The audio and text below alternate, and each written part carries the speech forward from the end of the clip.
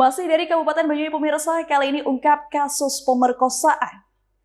Jajaran Kepolisian Polresta Banyuwangi berhasil ungkap kasus pemerkosaan, bahkan kali ini polisi ungkap 2 kasus sekaligus yang terjadi di Wongsorojo, Banyuwangi, Jawa Timur.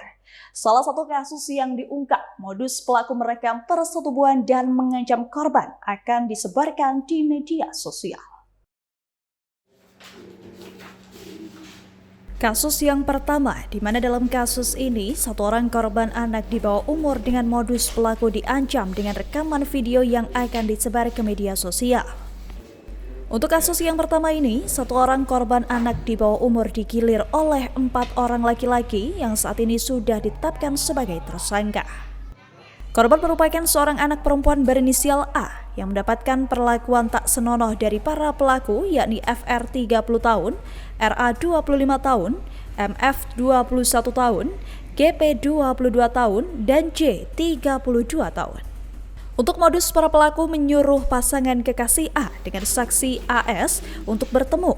Sesampainya di lokasi yang telah ditentukan, korban dan saksi dipaksa untuk melakukan hubungan intim.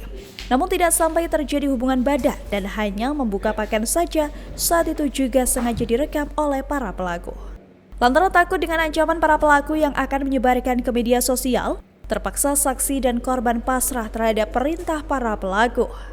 Kemudian, pelaku memanfaatkan AS bersama korban di kebun semangka. Di lokasi itulah korban digilir oleh para pelaku selama 4 hari.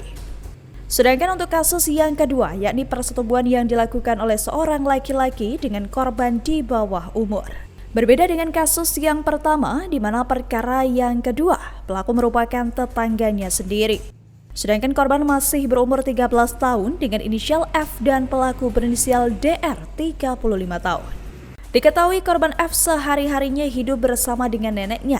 Sedangkan pelaku DR merupakan tetangga yang rumahnya tidak jauh dari tempat tinggal korban.